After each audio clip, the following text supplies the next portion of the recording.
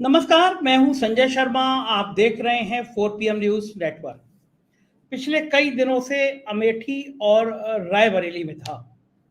गांव-गांव, चौपाल, चाय की दुकान पे लोगों से बात करके ये टटोलने की कोशिश कर रहा था कि अमेठी और रायबरेली चाहती क्या है, वहां के लोग क्या चाहते हैं, क्या राजनीतिक तापमान है, कौन वहां से चुनाव लड़ेगा। ये तमाम बातें जानने के लिए मैं अपनी पूरी टीम के साथ पिछले कई दिनों से दोनों जगह था। अमेठी में भी घूम रहा था और रायबरेली में भी घूम रहा था। अभी आके बस ऑफिस में बैठा हूँ, घर भी नहीं गया हूँ। तब तक एक बड़ी खबर आ गई दोनों जगह से, अमेठी और रायबरेली से कांग्रेस के प्रत्याशियों को लेकर। अब मैं घर जाने की बजाय आप लोगों से बातचीत करने बैठ गया, क्योंकि अमेठी और रायबरेली लगातार आप देख रहे होंगे एक्स पर जो ट्विटर है उस पर ट्रेंड कर रहा है। पूरे देश की निगाह इन दो सीटों पर लगी है कि अमेठी में क्या होगा और रायबरेली में क्या होगा। तो अमेठी और रायबरेली, चूंकि भारतीय जनता पार्टी भी और कांग्रेस भी, दोनों पार्टियां बड़े गौर से देखना चाहती हैं कि होगा तो क्या होगा। असल में इन दो सीटों का जो राजनीतिक लाभ और हानि होगी, जीत और हार होगी, वो 2027 तक जाएगा। इसकी गूंज मतलब इसके परिणाम 2027 यानी उत्तर प्रदेश की अगली सरकार बनने तक जाएगा। तो दोनों पार्टी फूक फूक कर कदम रख रही हैं। कांग्रेस चाहती है कि किसी भी कीमत पर इन दोनों जिलों में, दोनों सीटों पर उसका प्रभुत्व बना रहे। अमेठी और रायबरेली गांधी परिवार का गढ़ मानी जाती रही है सालों सदियों से। वो किसी भी कीमत पर इन सीटों को अपने हाथ से निकलना देना चाहती नहीं है। स्मृति ईरानी ने पिछली बार जब से राहुल गांधी को हराया है, तब से उनका कद भारतीय जनता पार्टी के अंदर बहुत बढ़ गया है। कोई सोच नहीं सकता था कि राहुल गांधी भी अमेठी से हार सकते हैं। किसी के दिमाग में भी नहीं था, किसी के पिक्चर में भी नहीं था। लेकिन 50,000 के आसपास के वोटों से वो हारे, स्मृति ईरानी ने हराया। और उसके बाद राहुल गांधी चुनाव लड़ने वायनाड चले गए। अब सबकी निगाह थी कि राहुल गांधी कब आएंगे, चुनाव लड़ने कब आएंगे, क्या तैयारी होगी, कैसे नामांकन करेंगे। लेकिन दिन बीतता गया। आज मैं जब पहुंचा करीब 3 बजे के आसपास, तो अमेठी कांग्रेस दफ्तर के अंदर 1,000 से ज्यादा कार्यकर्ता मौजूद थे। उन सबको कल से ही इंतजार लग रहा है कि अब घोषणा हुई, अब घोषणा हुई। कल शाम को किसी ने एक फर्जी सूची जारी कर दी कि तय हो गया कि अमेठी से राहुल गांधी लड़ेंगे और रायबरेली से प्रियंका गांधी लड़ेंगी। खुशी से नाचने लगे वहां के कांग्रेसी। लेकिन 2 घंटे बाद ही पता चल गया कि यह सूची फर्जी है। अब सबको इंतजार की क्या होगा। दिल्ली में जिस कांग्रेस के नेता के जिनसे संपर्क थे, जो सूत्र थे, उस सबको फोन कर करके पूछ रहे कि क्या है भाई साहब, कोई सूचना है अमेठी में, रायबरेली में। देश भर के जितने पत्रकार होंगे जो कांग्रेस की बीट कवर करते होंगे, जो राजनीति में रुचि रखते होंगे, उन्होंने कांग्रेस के प्रवक्ताओं से लेकर मल्लिकार्जुन खड़गे, राहुल गांधी, प्रियंका गांधी की टीम के जितने सलाहकार, जितने काम करने वाले, सबको खकोर डाला कि आखिर चल क्या रहा है, कौन लड़ेगा। दोपहर के बाद अचानक बहुत करीबी रहे सोनिया गांधी के शर्मा जी, वो पहुंचे वहां पे। बहुत दुलारे रहे हैं शर्मा जी। तो वहां पे जब पहुंचे तो ये हुआ कि भैया शर्मा जी आ गए हैं, किशोरी लाल शर्मा आ गए हैं। इसका मतलब अमेठी में जैसे ही पहुंचे तो पिक्चर क्लियर हो गई कि अब राहुल गांधी आने वाले हैं। किशोरी लाल शर्मा ने मीटिंग करी वहां पे, और एक जमाने में गांधी जी दोनों का परिवार के सदस्य थे। और मजे की बात, वो अमेठी से मीटिंग करके रायबरेली चले गए। फिर चर्चाओं का बाजार गर्म हुआ कि भाई रायबरेली से किशोरी लाल शर्मा लड़ सकते हैं, कौल साहब लड़ सकते हैं। इस तरह के तमाम नाम चलने लगे। उधर भारतीय जनता पार्टी में भी कम तापमान नहीं बढ़ा हुआ था। बीजेपी की सरकार के मिनिस्टर हैं दिनेश प्रताप सिंह, उनको लग रहा था बस गांधी परिवार से कोई ना आए। गांधी परिवार से नहीं आया, कोई और आया तो उनको तो वो हम हरा लेंगे। और अभी अभी मनोज पांडे जो बीजेपी ज्वाइन किए, वो उन्होंने भी अपनी दावेदारी कर रखी थी कि भाई मुझे चुनाव टिकट मिल जाए, मैं बीजेपी से मैं जिता लूंगा सीट यहाँ पे। तो भारतीय जनता पार्टी को लगता था पहले कांग्रेस किसी तरह डिक्लेयर कर दे, कांग्रेस का प्रत्याशी कौन होगा उसके बाद हम तय कर लेंगे। रायबरेली में मैं जितना घूमा, जितनी जगह गया, एक बात कॉमन कही सबने, लगभग सबने भाव सबके ये थे कि गांधी परिवार से कोई आ गया तो यहाँ चुनाव है ही नहीं, मतलब चुनाव तो हम जीत ही लेंगे। और गांधी परिवार से नहीं आया तो चुनाव फंस जाएगा, कांग्रेस हार सकती है। ये बात रायबरेली में समझने गई। अमेठी में लोगों को, कांग्रेस के लोगों को बड़ा उत्साह अंदर से ये बोल रहा था कि भाई एक बार स्मृति ईरानी ने हराया, इस बार राहुल भैया लड़ने, इस बार राहुल भैया जीते, भले अगली बार से प्रियंका दीदी आ जाए यहाँ पर। और ये प्रियंका गांधी की अमेठी से चर्चा इसलिए भी तेज हो गई क्योंकि गांधी परिवार में जो जिसने राजनीतिक पारी शुरू करी है वो पहले अमेठी में आकर चुनाव लड़े हैं। एक लंबी लिस्ट है, उसके बाद में वो अमेठी के बाद दूसरी जगह गए हैं। तो ये बात भी चल रही थी कि शायद स्मृति का मुकाबला करने के लिए प्रियंका आ जाए। फिर कांग्रेस के विश्वस्त सूत्रों से मुझे पता चला कि दोनों ने मना कर दिया कि हम राहुल गांधी ने कहा कि मैं वायनाड नहीं छोड़ूंगा, कि मैसेज खराब जाएगा और मैं वायनाड लड़ूंगा, प्रियंका यहाँ से लड़ने। और प्रियंका गांधी की टीम ने और प्रियंका गांधी ने इस बात पे असंतोष किया कि भाई इतना लेट हमें बता रहे हो, या तो हम पहले तैयारी करते। तो दोनों ने खड़गे जी को मना कर दिया कि हम यहाँ से चुनाव नहीं लड़ेंगे। पेच फंस गया, क्योंकि अगर अमेठी और रायबरेली दोनों चुनाव में कांग्रेस हट जाती है तो पूरे देश में 5 चरणों में उसकी मजाक उड़ेगी। मोदी जी और शाह साहब और योगी जी और इस तरह के तमाम नेता कांग्रेस को भयंकर हमला करेंगे कि भाई ये को देखो, ये लोग चुनाव छोड़ के भाग खड़े हुए, अमेठी रायबरेली छोड़ दी, अपना घर छोड़ दिया। अब राहुल गांधी तो जिद्दी स्वभाव के, उनके मन में चढ़ गई तो चढ़ गई। उन्होंने कहा कि कोई मैसेज नहीं होता, मैं वायनाड रहूंगा, क्योंकि अगर वहां छोड़ूंगा अभी तो कांग्रेस को लोगों को समझाया, एक गलत संदेश जाएगा कि दक्षिण में जहां पे कांग्रेस मजबूत हो रही है वहां कांग्रेस कमजोर होना शुरू हो जाएगी। और प्रियंका गांधी डर रही थी कि मन में टेंशन थी, इतना कम समय बचा है और बीजेपी पूरी कोशिश करेगी उनको घेराबंदी करने में, तो किया जाए। ऐसी स्थिति हो गई थी, 2 दिन बचे थे, यानी 3 तारीख को वहां पे नामांकन का आखिरी दिन है। अब डर ये लग रहा था कि आखिरी दिन कोई दांव पेच हो जाए, कहीं आपकी गाड़ी फंस जाए, कोई और ऐसी बात हो जाए, आपको हेलीकॉप्टर लैंड करने की परमिशन ना मिले, आप मतदान का पर्चा ही ना भर पाए। सूरत और इंदौर इसका उदाहरण है कि क्या क्या हो गया। वहां तो पर्चा भरने के बाद प्रत्याशी ने नाम वापस ले लिया। तो कम हथकंडे तो नहीं अपनाए जाएंगे अमेठी और रायबरेली को हथियाने में। बड़ा असमंजस था, खड़गे सामने भी हाथ खड़े कर दिए, कैसे समझाएं, वो राहुल गांधी को कैसे समझाएं, वो प्रियंका गांधी को कैसे समझाएं। और पूरी कांग्रेस में बड़ी मायूसी सी छा गई थी जब ये खबर आई कि राहुल और प्रियंका दोनों ने मना कर दिया है, दोनों चुनाव नहीं लड़ेंगे। और अमेठी के कई लोगों के फोन मेरे पास में आए, बोले भैया क्या आपको पता है ये खबर? अभी हम तो इंतजार कर रहे थे कि कल शाम को प्रियंका गांधी यहाँ आ जाएंगी, तैयारी पूरी थी, प्रियंका जी यहाँ से चुनाव लड़ेंगी, खुशियों की लहर थी, हम सब मान रहे थे यहाँ चुनाव लड़ा जाएगा। अब खबर आ रही है कि प्रियंका जी ने मना कर दिया। उधर राहुल गांधी के कैंप में बड़ी लोग पूछताछ कर रहे थे और सबको लग रहा था कि ये तो बड़ा गलत हो जाएगा कि अगर यहाँ चुनाव नहीं लड़े यहाँ पे तो स्थिति खराब हो जाएगी। इनमें बड़ी कसमकशी चल रही थी दोनों के बीच में। और जब खड़गे जी ने हाथ खड़े कर दिए, खड़गे जी को समझ नहीं आया कि कैसे वो राहुल गांधी को समझाएं, कैसे वो प्रियंका गांधी को समझाएं। तो फिर एक बार फिर कांग्रेस में जो ब्रह्मास्त्र है वो इस्तेमाल किया गया, सोनिया गांधी को बीच में आना पड़ा। और सोनिया गांधी ने फिर राहुल गांधी और प्रियंका गांधी दोनों से बात करी और समझाया कि भाई कितना जरूरी है चुनाव लड़ना। अगर आप इन दोनों सीटों पर चुनाव नहीं लड़ोगे तो ये दोनों सीटें आप भारतीय जनता पार्टी को परोस के दे दोगे, थाली में सजा के दे दोगे। और बात दोनों सीटों के थाली में परोसने की नहीं है, एक मैसेज ये बहुत खराब चला जाएगा देश में कि गांधी परिवार डर के आगे भाग गया। और राहुल गांधी से बताया जाता है कि सोनिया गांधी ने कहा तुमने ही तो कहा था डरना मना है।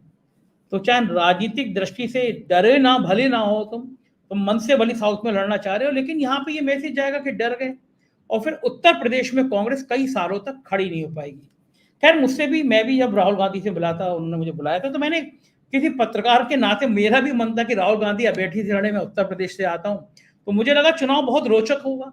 स्मृति ईरानी बनाम अगर राहुल गांधी चुनाव होता है तो एक पत्रकार के रूप में ये चुनाव मेरे लिए भी कवर करना बड़ा मजेदार होगा। और चुनाव में जो बिल्कुल शांत चुनाव चल रहा है, गर्मी नहीं है, कम से कम अमेठी का चुनाव ऐसा होगा उसमें गर्मी आएगी। तो मैंने भी राहुल गांधी जी से कहा कि मैंने कम से कम अमेठी पे मैं गया हूँ, गांव में रहा हूँ, मैंने दर्जनों खबरें करी हैं पिछले 1 सालों में, अमेठी के कई जाने कितने गाँव में गया हूँ, मेरी टीम गई है, मैं गया हूँ।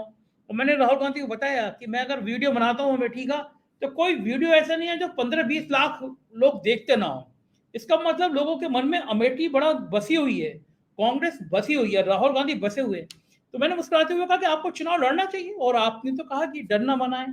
तो मैंने ये भी कहा कि ये भी तय मानिए कि अगर आप, राहुल गांधी से मैंने कहा कि ये भी अगर तय मानिए कि अगर आप चुनाव नहीं लड़ेंगे तो अगले 10 सालों तक उत्तर प्रदेश में कांग्रेस खड़ी नहीं हो पाएगी, मनोबल टूट जाएगा। तो मैं तो इसलिए कहा कि मैं चाहता था कि दोनों चुनाव लड़ें, कुछ रोचकता पैदा हो, देखें कौन जीत जाए। आज कांग्रेस के कार्यालय में मैंने देखा वो ट्रक सजा हुआ था, वहां पे मालाएं वालाएं तैयार हो रही थी, ट्रक सजाया जा रहा था। सबको ये भरोसा था कि कल शाम तक, बाद में दोपहर तक होने तक ये लग गया था कि कल शाम तक प्रियंका गांधी आएंगी और प्रियंका गांधी 3 तारीख की सुबह नामांकन करेंगी। किशोरी लाल शर्मा का जिस तरह से एक्टिव हो गए थे, तभी लग रहा था कि शायद रायबरेली से किशोरी लाल शर्मा को चुनाव लड़ने को कह दिया जाएगा। और बीजेपी के खेमे में भी दिनेश प्रताप सिंह खेमा खुश था कि अगर किशोरी लाल शर्मा लड़ेंगे तो दिनेश प्रताप सिंह लड़ेंगे और शायद मुकाबला बीजेपी के अनुकूल हो जाएगा। इस तरह की बातें चल रही थी।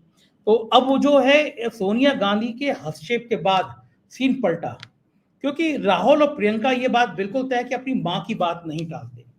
और सोनिया गांधी कई बार ऐसा हुआ है कि कांग्रेस की वो संकट मोचक बनी है। जब जब कांग्रेस संकट में आई है तो सोनिया गांधी ने एक ऐसा रास्ता निकाला है जिससे कांग्रेस उभरी है, निकली है। तो आज की भी ये भूमिका, जब मल्लिकार्जुन खड़गे और पूरी कांग्रेस फंसी हुई खड़ी दिख रही थी, तो एक बार फिर सोनिया गांधी मार्गदर्शक की भूमिका में आई। और रायबरेली के लोग सोनिया गांधी का बड़ा दिल से सम्मान करते हैं। उनको अपनी बहू लगती है कि जिसने अपने पति को इस देश की लिए खो दिया। और बात भी सही है, बड़ी मार्मिक बात आती है जब जिक्र आता है। और एक बार सोनिया गांधी का एक पोस्ट था, पढ़ के किसी की आंखों में भी आंसू आ जाएंगे, किस तरह उस महिला ने टुकड़े टुकड़े में अपने पति की लाश को संजोया है। जूता कहीं लाया गया, हाथ कहीं था, और वो भी तब भी वो महिला संयमित होकर देश के लिए लड़ती रही, काम करती रही। तो अलग एक प्रेम कहानी थी सोनिया गांधी की और राजीव गांधी की। तो रायबरेली का परिवार सोनिया गांधी को अपनी बहू मानता है, बड़ी इज्जत करता है। तो सोनिया गांधी एक बार फिर संकट मोचक की भूमिका में आई, बुलाया राहुल गांधी को और प्रियंका गांधी को, समझाया कि जब ऐसा माहौल है कि भारतीय जनता पार्टी पूरे देश में घिर गई है, चाहे बंगाल हो, चाहे महाराष्ट्र हो, कर्नाटक हो, बिहार हो, राजस्थान हो, हर जगह जब भारतीय जनता पार्टी के सामने परेशानी खड़ी हो गई है, ऐसे में अगर तुम लोग अमेठी से, रायबरेली से चुनाव नहीं लड़ोगे तो स्थिति खराब हो जाएगी। तो उसके बाद में अब सारी स्थिति चेंज हो रही है। रायबरेली के लोग भी बड़े खुश हैं कि शायद अब ये हो सकता है कि प्रियंका गांधी अमेठी से लड़ें। मतलब वो गांधी परिवार का हर व्यक्ति जब शुरुआत अमेठी से करता है और राहुल गांधी रायबरेली को संभाले। इसका एक मैसेज ये भी देना चाहते हैं लोग कि जिस तरह स्मृति ईरानी हमले करती हैं, प्रियंका गांधी उसी शैली में वो दुगनी ताकत से स्मृति ईरानी को जवाब दे सकती हैं। और राहुल गांधी के लिए रायबरेली सीट बड़ी सहज है, आसान है। अगर राहुल गांधी रायबरेली से लड़ते हैं तो कोई कंपटीशन ही नहीं होगा राहुल गांधी के लिए, ये कांग्रेस के मन में ख्याल है। उल्टा भी हो सकता है, कांग्रेस में ये हो सकता है कि स्मृति ईरानी ने राहुल गांधी को हराया तो राहुल गांधी बदला लेने के लिए या जवाब देने के लिए राहुल गांधी अमेठी से लड़े और प्रियंका गांधी को रायबरेली भेज दिया जाए। कल का दिन बचा है। देखिए तो जो कितना है कि 1 तारीख के बाद 3 तारीख को वहां नामांकन है, तो एक दिन में ये सारे फैसले होने हैं। तो आज रात को फिर ये परिवार बैठेगा, एक बार मंत्रणा होगी, देर रात तक ये चर्चा चलेगी कि भाई अमेठी से कौन लड़ना है, रायबरेली से कौन लड़ना है, पर्चे तैयार किए जाएंगे। तो मैं इन सब विषय पर बातचीत करने के लिए आज एक खास मेहमान के साथ पास आपको ले चलता हूँ। उत्तर प्रदेश के बड़े बड़े अखबारों के वो संपादक रहे हैं, इलेक्ट्रॉनिक चैनल ग्रुप के वो समूह संपादक रहे हैं, कांग्रेस के बहुत करीब से जानते हैं, बहुत अच्छे बहादुर पत्रकार हैं अजय शुक्ला जी। मैं उनके पास चलता हूँ और ले चलता हूँ आपको। कांग्रेस के बारे में बहुत अच्छी जानकारी रखती है क्योंकि रायबरेली अमेठी से बड़ा करीब का नाता रहा है। अजय जी बहुत बहुत स्वागत है 4PM न्यूज नेटवर्क में आपका। कई दिन बाद मैं बता रहा था अपने दर्शकों को, कई दिन बाद मैं अमेठी रायबरेली से लौटा हूँ, अभी घर भी नहीं गया, सीधा ऑफिस में आके बैठ गया था। तब तक ये सूचना है कि सोनिया गांधी ने बुलाया है और कहा है कि राहुल और प्रियंका दोनों से कि आप जाइए चुनाव लड़िए, इस तरह चुनाव छोड़ेंगे तो पूरे प्रदेश में मैसेज खराब हो जाएगा। तो क्या लगता है आपको कि क्या सोनिया गांधी की बात मानेंगे बेटा बेटी दोनों? क्या हम सीन देखेंगे कि राहुल और प्रियंका दोनों लड़ उत्तर प्रदेश से, या कुछ और चेंज आपको लगता है? देखिए, इस बात को तो सोच भी नहीं सकते कि राहुल गांधी सोनिया जी की बात ना माने, ऐसा हो भी नहीं सकता है। और सोनिया जी कभी जिद करती नहीं है, तो वो जो कहेंगी, यदि वो किसी चीज को कह देंगी तो संभव नहीं है कि राहुल जी मना करें। प्रियंका जी के भी साथ कमोबेश वही स्थिति है कि दोनों अपने मां की बात को कभी नहीं मना कर सकते। तो ये एक अच्छी चीज है, और मां की नहीं, तीनों एक दूसरे के मामले में यही जो है कॉम्बिनेशन है। वजह है इसकी, बहुत बड़ी वजह है। राजीव जी जब इस दुनिया से चले गए तो आप बताइए उनका कौन रह गया था? वही तीनों लोग होते थे, सुरक्षा के घेरे में इतना कैद कि किससे बात करना है, कहां जाना है, कोई वो भी रिस्ट्रिक्टेड था। जिन हालात में थे उन हालात में इतने कैद की मुद्रा में आपस में तीन के अलावा चौथा तो होता नहीं था। तब तो इतना मोबाइल भी नहीं था, वो भी नहीं था। तो चीजों को वो सोचिए, उस दृष्टिकोण से सोचिए, तो इसलिए वो जो बॉन्डिंग है वो और कहीं हो नहीं सकती। तो निश्चित रूप से ये मान के चलिए कि सोनिया जी ने सोचा है तो कोई इनकार नहीं हो सकता। अब सोनिया जी ने उसमें किस तरह से सोचा है, किसको कहां के लिए क्या सोचा है, क्योंकि आप भी जानते हैं, आपने भी कहा था, राहुल गांधी को सलाह दी थी और राहुल गांधी का बड़ा पॉजिटिव मुस्कुराता हुआ रिस्पांस था। हालांकि वो कभी भी जवाब नहीं देते हैं, ये हम सब जानते हैं कि वो आपके सामने की बात थी, आपसे मौजूद नहीं, वही मैं कह रहा हूं। तो वो जो है बड़ा मुस्कुराते हुए वैसे ही लेते हैं और लाइटली समझते। सबसे बड़ी चीज है वो एक एक चीज को माइन्यूटली वॉच कैसे कर रहे थे, इस चीज को समझने वाला है कि जब सभी जो साथीगण थे सबने अपने अपने उसमें इनपुट दिए और उन्होंने एक एक को कितना माइन्यूटली समझा। और जिस तरह का उनका नॉलेज है, हिंदुस्तान के अंदर तो किसी पॉलिटिशियन में वो चीज तो दिखती है, क्योंकि कोई एक क्षेत्र का सोच सकता है, कोई देश का सोच सकता है, कोई इतना, वही एक ऐसा है जो पूरी दुनिया स्तर का नॉलेज रखता है। तो स्वाभाविक सी बात है उनके लिए बड़ी छोटी छोटी चीजें हमें लगता है कि नहीं ये ईगो है, ये तो ईगो तो हम लोगों ने खुद ही देखा, देखिए सामने ही है कि कोई ईगो तो था नहीं। तो उस शख्स के अंदर ये भी नहीं है, किसी से घृणा नहीं है। तो न जब किसी से नफरत है, न किसी से ईगो है, सारी चीजें हैं, बात को खुले दिल से सोचता है। तो निश्चित रूप से है, मुझे लगता है कि वो ये लड़ाई लड़ने जा रहे हैं। आप चूंकि दोनों जगह हो क्या है, मैं नहीं गया हूं, हालांकि परिवार के सदस्यों के जरिए और तमाम मित्रों के जरिए फीडबैक लेता रहता हूं। तो वहां अमेठी में घर लगभग तैयार हो गया, मुझे लगता है आज कंप्लीट हो गया होगा। हाँ, वहां पर काम चल रहा था और जो वहां मैंने भेजा था उसको, मैं बता दे रहा हूं, जो आज तक का आपके लखनऊ का इंचार्ज है तो उसको मैंने भेजा था वहां, और तो वो देख के आया था अमेठी में और उसने मुझे बताया क्या क्या चीजें हो गई हैं, क्या है। इसके बाद में आप खुद रायबरेली अभी लौटे ही हैं, आपसे बात भी हुई थी तो आप लगे हुए थे। तो कुल मिला के माहौल कहीं पर भी ऐसा नहीं है, चाहे रायबरेली हो चाहे अमेठी हो, यह नहीं कि कांग्रेस को जाके कहना है, वहां की जनता कह रही है कि राहुल जी आइए, प्रियंका जी आइए, हमें गांधी परिवार चाहिए। तो वहां की जनता कह रही है। आज वो ये बात कहती है हमारी पहचान किससे, चाहे रायबरेली हो चाहे अमेठी हो, चूंकि वो गांधी परिवार का गढ़ रहा, हिस्सा रहा, जो भी कहिए। तो इस कारण से लोग उन्हें अपने घर का मानते हैं। संजय जी, मैं आज की बात नहीं कर रहा हूं, मैं बात कर रहा हूं जब राजीव जी हुआ करते थे। मेरे पिताजी वहां पर पोस्टेड थे, मैं छोटा होता था। राजीव जी की एक चिट्ठी है, मैं आपको कभी दिखाऊंगा। तो मेरे को लिखी थी, तो वो चिट्ठी और उनके खुद के साइन है। हाँ, पूरी उनके हाथ की लिखी हुई है, दिखाऊंगा।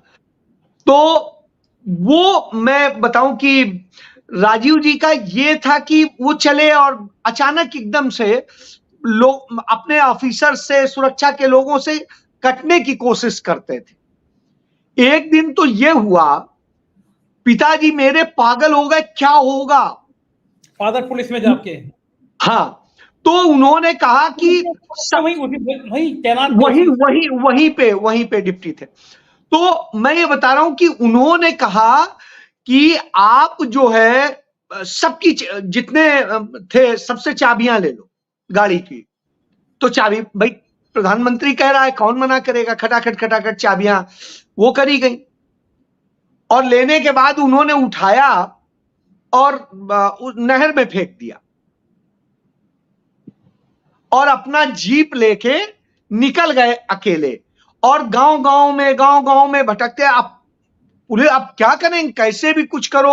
वो जमाना होता था तो जीपें होती थी, सब वो उसके तार वार तोड़ तोड़ के जोड़ के स्टार्ट करके सब जल्दी जल्दी पीछे भागे। जब तक गए तब तक वो लोगों के यहाँ बैठे थे, मतलब बिना उसके जाके वहां बैठे थे। किसी कोई फोटो नहीं, कोई वीडियो नहीं, कोई वो नहीं, बस उसी में वो अद्भुत से व्यक्ति थे। तो उस दौर की, मतलब पिताजी ने हाथ जोड़े, कहा भाई नौकरी छोड़ो, सब जेल भी जाना पड़ेगा, कल के दिन कुछ हो गया, ये यहाँ पे वो भैया हमारा ट्रांसफर कर दो।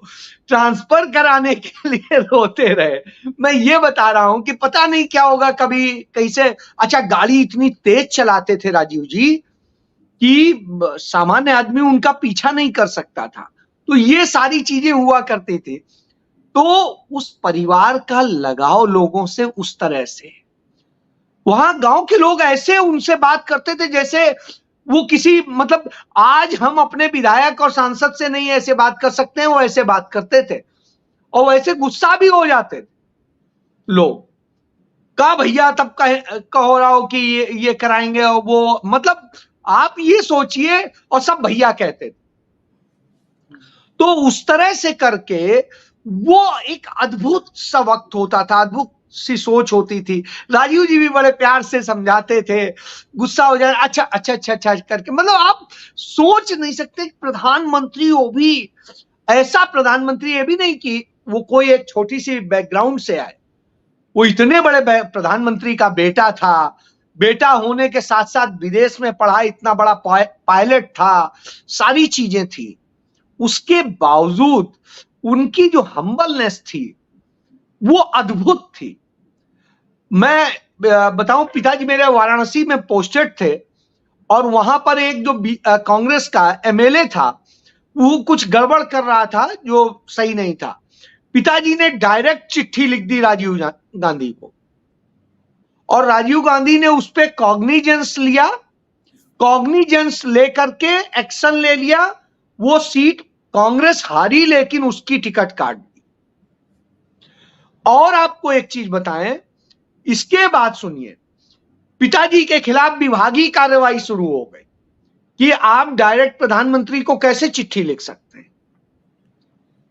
अब समस्या हो गई, बड़ा इशू फंसा सारी चीज।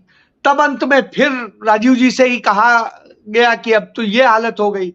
तब राजीव जी ने सीएम से कहा, फिर उसके बाद तो, मतलब मैं ये बता रहा हूं वो इस तरह के लोग थे। उन्होंने कहा सही बात बताई, हमारे यदि पार्टी की बदनामी की स्थिति आ रही, गलत कर रहा है तो ये उचित नहीं है।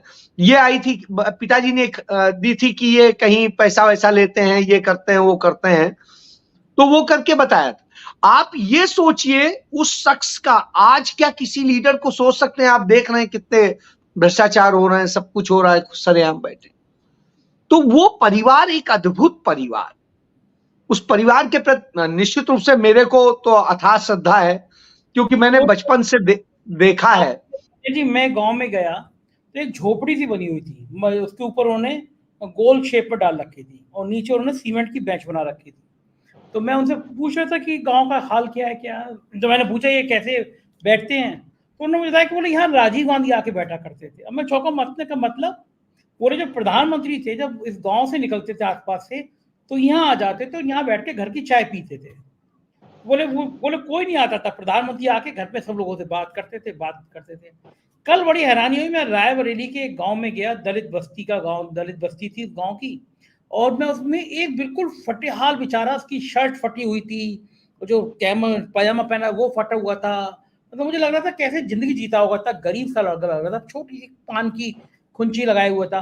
तो मैंने उससे पूछा कि आपने नाम सुना है कांग्रेस का, गांधी जी का, गांधी परिवार का, सोनिया गांधी का, इसका? तो वो बिल्कुल मुझे लग रहा बोल भी नहीं पाएगा, बहुत ग्रामीण वैसे परिष्कार लग रहा। कह रहा इनका तो छोड़िए, हम तो जवाहरलाल नेहरू का नाम भी सुने हैं।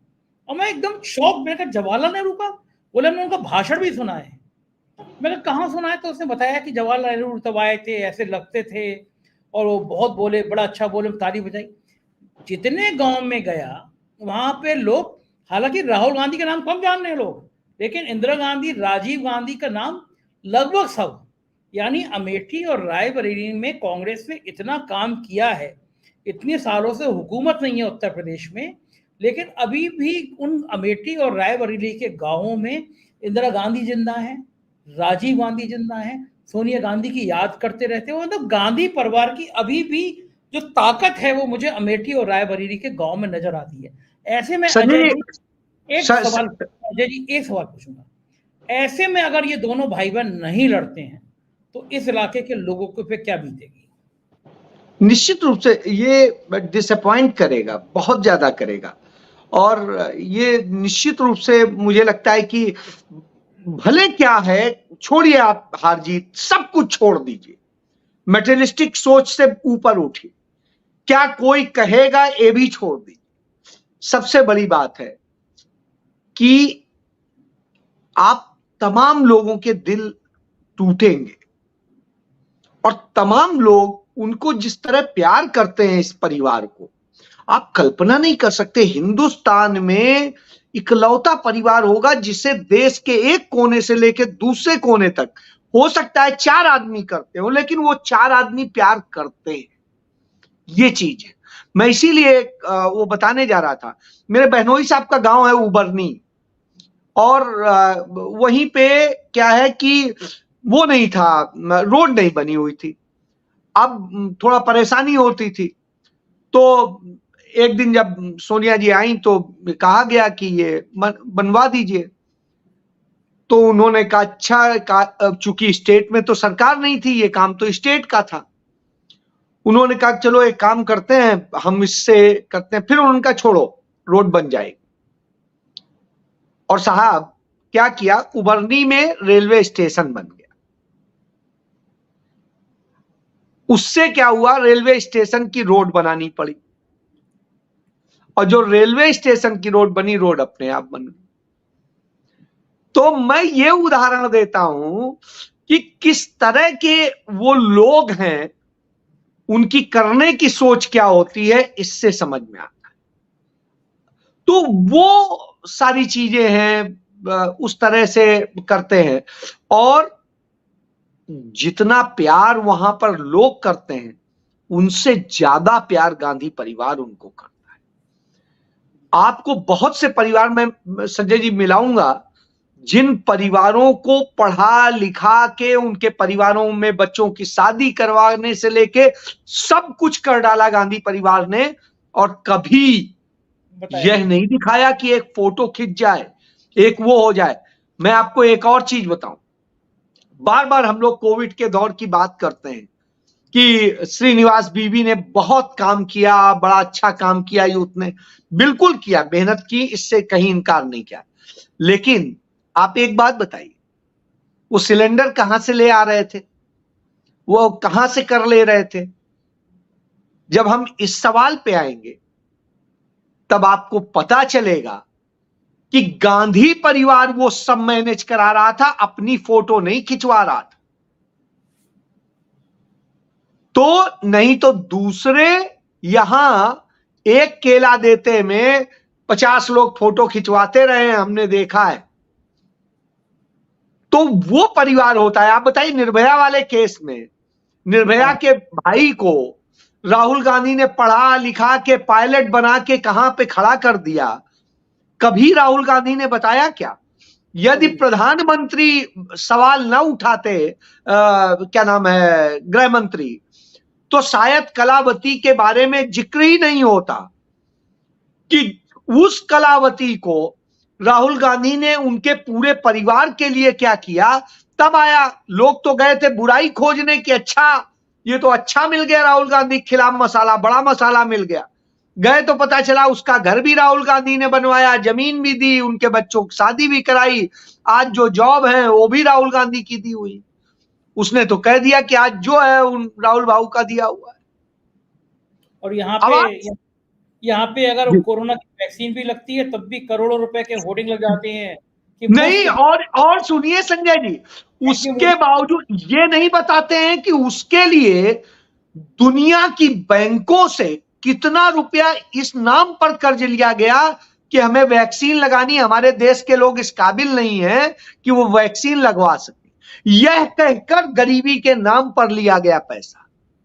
उस पूरे उसका जिक्र नहीं होता है साहब, इतना हमने ले लिया कि 70,000 करोड़ रुपया हमने ले लिया। 70,000 करोड़, बाप रे बाप। और होर्डिंग, करोड़ों के होर्डिंग लगा दिए, थैंक यू मोदी जी, क्या आपने तो वैक्सीन। ये स्थिति है। मतलब अब झूठ बोलने, मक्कारी के और सारी चीजों तो पराकाष्ठा है, क्या करेंगे। लेकिन निश्चित रूप से मुझे लगता है कि राहुल गांधी और प्रियंका गांधी का जो वो है, मुझे लगता है आएंगे, वहां से चुनाव लड़ेंगे। अब इसमें क्या फेरबदल है इसका तो ना हम कह सकते हैं ना आप कह सकते हैं कि राहुल भी यहां से होंगे, वो वहां से होंगे। आपके हिसाब से कौन बेहतर होगा, किसको कहां से लड़ना चाहिए? मैं रायबरेली से सोचता हूं कि वैसे तो प्रियंका जी वहां पर ज्यादा अच्छा काम करी हैं, क्योंकि दोनों जगह प्रियंका जी ने ही अमेठी को भी देखा है, ऐसा नहीं कहेंगे। राहुल जी का तो चूंकि अब काम बहुत ज्यादा है उनके पास में, तो उनके पास टाइम देने के लिए उतना होता नहीं है। चूंकि चर्चा में राहुल गांधी वहां के सांसद रहे इसलिए नाम आता है, लेकिन मुझे लगता है यदि प्रियंका लड़ी स्मृति के खिलाफ तो बेहतर जवाब दे पाएंगी। और चूंकि महिला है तो महिला होने के कारण प्रियंका जी उस तरह की भी चीजें बोल सकती हैं जो राहुल जी नहीं बोल सकते हैं। और राहुल जी कभी भी किसी महिला के खिलाफ आज तक आपने उनका बयान नहीं सुना होगा। तो इसलिए मुझे लगता है कि राहुल जी को होना चाहिए, निश्चित रूप से फिर रायबरेली होना चाहिए। मैं ये देख के सोचता हूँ। अच्छा, कभी कभी आपने देखा कि राहुल गांधी ने कभी ऐसे आदमी का प्रचार किया और रेवन्ना जिसकी 2,500 पॉर्न क्लिप्स मिली हैं, उसने सैकड़ों महिलाओं के संग बलात्कार किया, उनके वीडियो बनाए, 14-15 साल की लड़की से 65 साल तक की लड़कियों की बात सामने आ रही है। प्रधानमंत्री जी उसके लिए वोट मांग रहे थे रेवन्ना, गोदी मीडिया के मुंह में दही जम गया, एक चैनल पे रेवन्ना की खबर नहीं आ रही। देश का सबसे बड़ा सेक्स स्कैंडल, इस देश का सबसे बड़ा सेक्स का कांड, लेकिन गोदी मीडिया के चैनल के किसी हेडलाइंस में नहीं खबर। क्या अगर कोई विपक्ष का नेता ऐसा होता अजय जी, जो 2,500 जिसकी पॉर्न मूवी सामने आ गई होती, सैकड़ों महिलाओं का यौन शोषण कर चुका होता, तो फिर क्या गोदी मीडिया इसी तरह खामोश बैठा रहता? संजय जी, 2,900 से मतलब 2,900 कुछ हैं, तो आप सोचिए 2,000 मतलब करीब करीब राउंड फिगर में 3,000 पोर्न फिल्में, और जितनी इतनी जिसकी बनी हो, जिसने 1,000 से अधिक महिलाओं के साथ में करने के रिकॉर्ड मौजूद है, क्या इस पे चर्चा होनी नहीं चाहिए थी?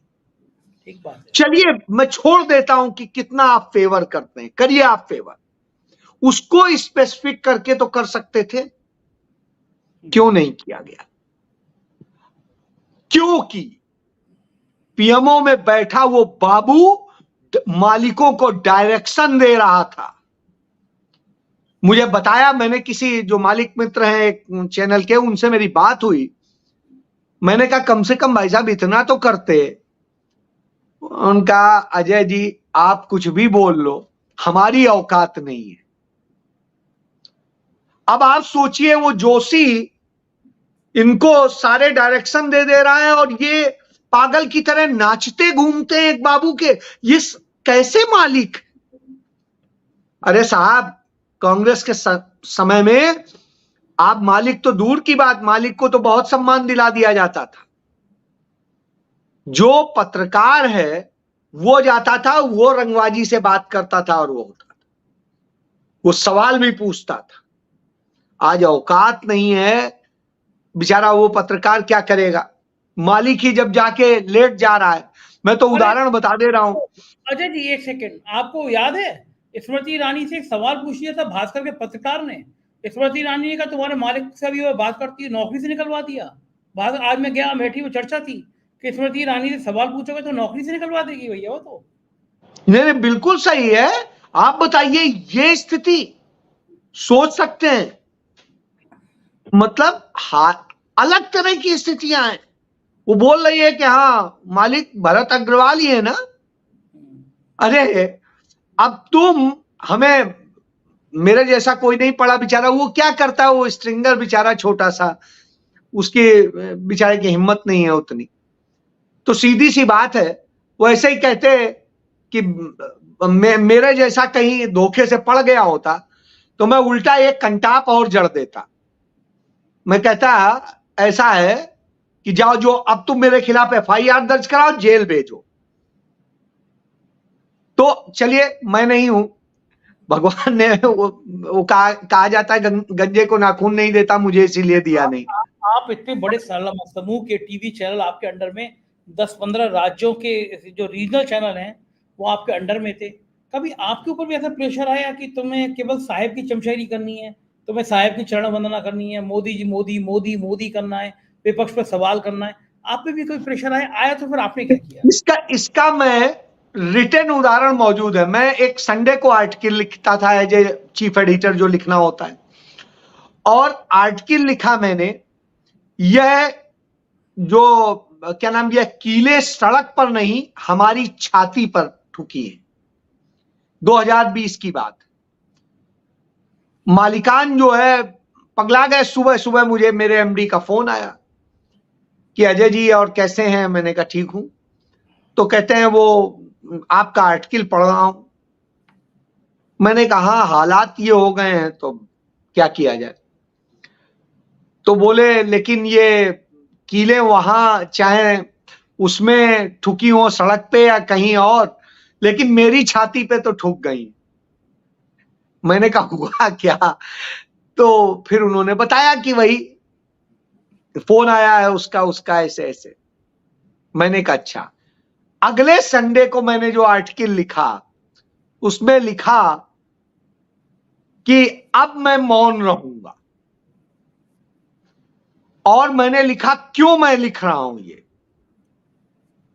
अब अगले दिन मालिक और पागल हो गया उस वाले कि अब ये लिखने की क्या जरूरत थी। तो हमने कहा मौन ही रहेंगे और क्या करेंगे, जब कुछ नहीं, पत्रकारिता क्या करेंगे। तो साहब मैं तो कुल्हाड़ी पे खुद ही अपना, लोग कहते कुल्हाड़ी जो, मैं तो खुद ही मारने पे उसी पे कूदता रहा हूं, तो झेल रहा हूं। मैं अपने सभी दर्शकों को बता दूं कि अजय शुक्ला जी के तेवर क्या, इसका छोटा सा उदाहरण दे दूं, हालांकि मना करते हैं मुझे बताने को। ये मेरी डिबेट में थे और उत्तर प्रदेश के सबसे ताकतवर अफसर थे उस समय अवनीश अवस्थी, योगी जी के नाक के बाल थे वो। इन्होंने उनका एक मामला खोल दिया कि किस तरह वो एक जगह आने वाले थे योगी जी, और अजय जी गए थे वहां पे, बता रहे थे कि योगी जी का हेलीकॉप्टर यहाँ उतरना चाहिए, इन्हीं की कंपनी का प्रोग्राम था। अवनीश अवस्थी तो उस समय खुद को मुख्यमंत्री से कम नहीं समझते थे। अवनीश अवस्थी का नहीं यहाँ नहीं, यहाँ उतरेगा। तो इन्होंने सीधा इनके योगी जी के ओएसडी को मिला दिया, उन्होंने मुख्यमंत्री को दे दिया फोन। तो उन्होंने लाइव मुझे बता दिया कि मुख्यमंत्री जी ने अवनीश अवस्थी को जो जो सुनाई, गालियां वालियां जो थी वो सुनाई, वो सब लाइव चला गया। अब वो जो है अवनीश अवस्थी तो उस समय अपने आप को भगवान समझते थे। तो सुबह ही सुबह इनके ऑफिस में फोन किया, मतलब जो अखबार के मालिक थे उनको फोन किया कि भाई संजय शर्मा के प्रोग्राम में अजय शुक्ला कहते हैं जाते हैं और ऐसी बात बोलिए, इनसे कहिए 4 PM पर नहीं आएंगे। तो इनके मालिक ने इनको बुलाया कि अजय जी आप इतने अच्छे हो, इतने सालों से हमारे साथ हो, बहुत सालों से हो गए अजय जी के, कि भाई आप कुछ दिन 4 PM में मत जाइए और सरकार के खिलाफ मत बोलिए। अवनीश अवस्थी का फोन आया था। अजय शुक्ला जी ने कहा ऐसे अवनीश अवस्थी, 1000 अवनीश अवस्थी को मैं जूते की नोक पे रखता हूँ, और ऐसी नौकरी को भी मैं ताक पे रखता हूँ कि जो मुझे कहीं जाने आने से प्रतिबंधित करे। ये पकड़ी अपनी नौकरी, मैं तो रोज 4 PM में जाऊंगा। अब इन्होंने बताया मैं शौक, इन्होंने नौकरी छोड़ दी। मैं शौक में कहा जी ये क्या कर रहे हो आप, 15 साल से उस समूह में, इतने बड़े समूह में इतने बड़े पद पर थे। लेकिन अजय शुक्ला जी उन तेवरों के हैं जो तेवर अब आने समाज में, देश में आने ही बंद हो गए हैं। इन्होंने कहा कि मैं पत्रकारिता करने आया हूं कि कलम का सिपाही बनने आया हूं, इस कलम को कोई गिरवी रख के बेचे तो मैं ये काम करने नहीं आया हूं। उसके बाद अजय जी नहीं गए नौकरी करने। फिर उसके बाद लंबे समय के बाद हमारे बोलते थे, बिल्कुल कस कस के बोलते थे। फिर उसके बाद एक बड़े अखबार समूह ने इनको संपादक रखा। 1 महीने के अंदर फिर भक्तों की टोली ने और सरकार के ताकतवर लोगों ने उस अखबार के मालिक से कहा कि ये तो अजय शुक्ला जी इतना इतना बोलते हैं। इन्होंने एक पल में वो नौकरी भी छोड़ दी। तो मैं कह रहा हूँ इस दौर में एक तरफ सुधीर चौधरी, अर्चना ओम कश्यप, रूपका लियाकत हैं जिन्होंने पत्रकारिता का ईमान ताक पे रख दिया, पत्रकारिता बेच दी है। तो दूसरी तरफ अजय शुक्ला जैसे बहादुर पत्रकार हैं, जो अवनीश अवस्थी जो सबसे ताकतवर अफसर मुख्यमंत्री का, उसका घमंड तोड़ सकते हैं, उसका अहंकार तोड़ सकते हैं, और अफसर का ये एहसास तोड़ सकते हैं कि तुम किसी अखबार वाले को दबा सकते हो। और नतीजा देखिए, अजय शुक्ला आज मस्त मौल है, और अवनीश अवस्थी की हालत को उन्हीं योगी आदित्यनाथ ने चपरासी जैसी कर दी है। जो मुख्यमंत्री का मुख्य कार्यालय, उसमें दफ्तर तक नहीं दिया, दूसरी जगह बैठते हैं चपरासियों की तरह, सुबह पहुंच जाते हैं योगी जी के, शाम को पहुंच जाते हैं, सुनते हैं उनके कहने से एक चपरासी का भी तबादला नहीं था। वक्त वक्त का खेल होता है। लेकिन इस स्वाभिमान के साथ अजय शुक्ला ने अपनी जिंदगी जी है, तो सलाम है आपकी पत्रकारिता को अजय जी। और आपके पास अनुभव भी इतना है कि मैं निकल जाऊं, बलिया से निकल जाऊं और नोएडा तक पहुंच जाऊं, हर जिले में आपके जो पत्रकार बिरादरी है वो आपका सम्मान करती है, राजनीति में इतना सम्मान करती है। आज वो सारी बातें मुझे कहने का मौका मिला, तो मुझे लगा कि दर्शकों को बताना चाहिए। तो बहुत बहुत शुक्रिया अजय जी, आज हमारे साथ आपने समय दिया, इतनी बातें करी, आभार। धन्यवाद। तो हम लोग बातचीत कर रहे थे कि सोनिया गांधी ने बुलाया है राहुल गांधी को, प्रियंका गांधी को। आज देर रात फिर गांधी परिवार बैठेगा, खड़गे जी बैठेंगे। कल फाइनल हो जाना चाहिए कि दोनों भाई बहन लड़ेंगे, एक अमेठी से, एक रायबरेली से, या फिर अमेठी से फाइनल है प्रियंका गांधी लड़ेंगी, राहुल गांधी शायद ना लड़े। इन सब बातों पे कल विराम पर जाएगा, और ये सभी मान रहे हैं कि सोनिया गांधी की बात शायद कोई टालेगा नहीं। मुझे आपकी राय का इंतजार है। चैनल को ज्वाइन कीजिएगा, सब्सक्राइब करिएगा। बातचीत कैसी लगी जरूर बताइएगा। शुक्रिया, थैंक यू।